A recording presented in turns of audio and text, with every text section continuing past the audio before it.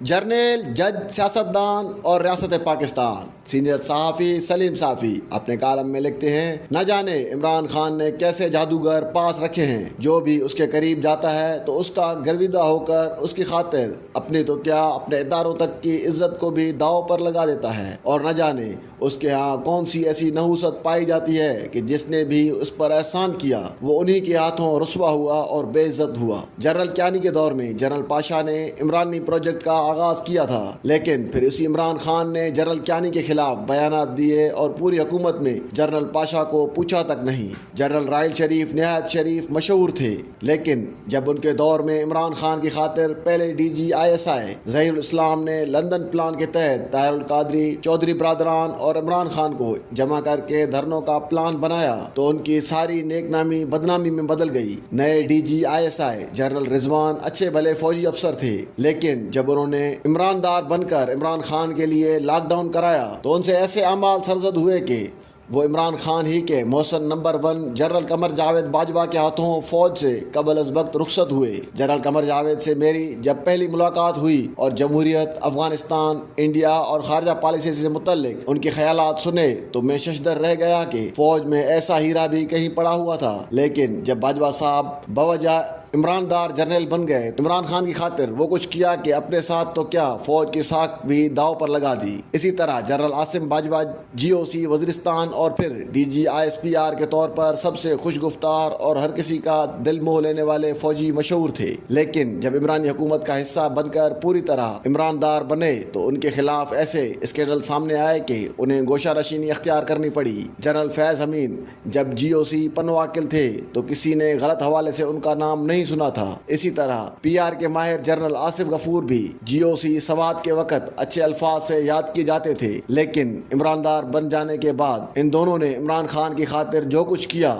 اس کا پاکستانی فوج اور ایجنسیوں کے ہاں تصور بھی نہیں کیا جا سکتا تھا۔ جنرل باجوہ کی قیادت میں ان دونوں نے ISI اور ISPR کو جس بھیانک طریقے سے عمران خان کو وزیر اعظم بنوانے اور ان کے نکادوں کو نمونہ عبرت بنانے کے لیے استعمال کیا وہ ناقابل تصور تھا۔ ان دو اداروں نے مل کر عمران خان کی محبت میں میڈیا، عدلیہ اور نیب کو بے وقت اور تقسیم کیا، اپنے ریٹائرڈ جنرلوں تک کو استعمال کیا۔ ان میں سے بعض یوں بے وقار کیے گئے کہ انہیں ISPR اور ISI میڈیا ونگ سے نوازا جاتا رہا۔ آج یہی ریٹائرڈ جنرل صاحبان ہیں کہ جن کے پیٹ میں مروڑ اٹھ رہا ہے اور وہ اپنے فوج اور قوم کو ذہنوں میں یہ غلط بات پھیلا رہے ہیں کہ فوج اور عمران کے مابین فاصلہ عمران خان کے اقتدار سے باہر کیے جانے کی وجہ سے پیدا ہوا ہے۔ حالانکہ حقیقت یہ ہے کہ عوام اور فوج کے مابین فاصلے ملٹری آپریشنز، مسنگ پرسنز اور پھر سب سے بڑھ کر عمرانی پروجیکٹ کے لیے تمام جینوئن سیاستدانوں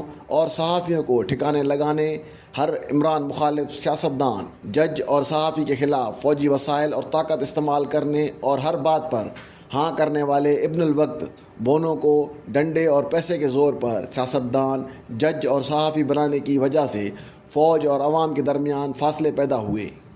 ہمارے شعبے کی مثال لیجئے،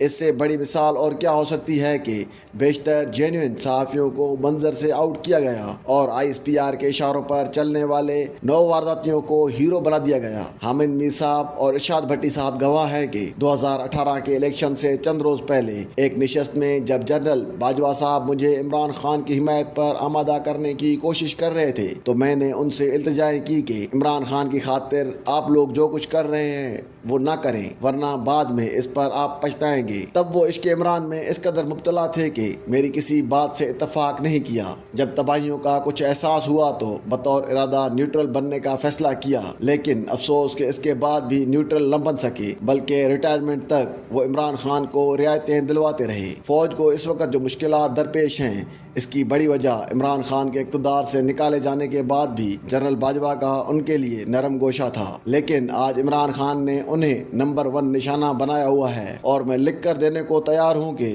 وہ جلد جنرل فیض حمید اور جنرل آصف غفور کے ساتھ بھی یہی کچھ کریں گے۔ المیہ یہ ہے کہ اب یہ سیاست، صحافت یا عدالت کا معاملہ نہیں رہا، بلکہ ریاست کی بقا کا معاملہ بن گیا ہے۔ سیاست میں تقسیم پہلے بھی رہی، لیکن ریاستی ادارے فیصلہ کن بورڈ پر ریاست بچا لیتے تھے۔ اب کی بار عمران خان عمراندار جرنیلوں، عمراندار ججز اور عمراندار میڈیا پرسنز کے ذریعے جو پولرائزڈ ماحول پیدا کیا گیا، اس کی وجہ سے ریاست کو ایک رکھنے والے اداروں کی بنیاد ہل گئی ہیں۔ سب سے زیادہ معلومات رکھنے والے DGISI ندیم انجم نے بھی پارلیمنٹ کے سامنے بریفنگ اور کئی دیگر مواقع پر ذمہ داران کے سامنے ان خدشات کا اظہار کیا اور سب سے یہ کہا کہ معاملات کو سیاست نہیں بلکہ ریاست اور ریاستی اداروں کو درپیش خطرات کے آئینے میں دیکھیں، کیونکہ پاکستانی ریاست کو خطرہ بیرونی دشمنوں سے کم اور اندرونی خلفشار سے زیادہ ہے۔ DGISI کے اس تجزیے کے تناظر میں ہر طبقے اور شہری کا یہ فرض ہے کہ وہ صرف سیاست، پاپولرزم اور عصبیت کے اینک اتار کر موجودہ حالات کو ریاست اور ریاستی اداروں میں پیدا کردہ تقسیم کے آئینے میں دیکھے، کیونکہ جب تک پچھلے 10 سالوں میں کیے گئے ان بھیانک بلنڈرز کی تلافی نہیں کی جاتی اور عدل کے تقاضوں کے طور پر ہر فرد اور ادارے کو اس مقام پر نہیں لایا جاتا جس پر وہ پہلے بیٹھا تھا، یا پھر جو اس کا آئینی مقام ہے، تو اس ریاست کے وجود کو سنگین ترین خطرات لاحق رہیں گے۔ یوں صرف اہل سیاست اور اہل صحافت نہیں بلکہ ججز، حاضر سروس فوجیوں اور بالخصوص ریٹائرڈ جرنیلوں سے بھی التجا ہے کہ اگر انہیں یہ ریاست چاہیے تو وہ اپنے مفادات اور تعصبات کی اینک اتار کر اس قضیے کو ریاست کے آئینے میں دیکھیں، ورنہ خاکم بدن کسی کے ہاتھ کچھ نہیں آئے گا۔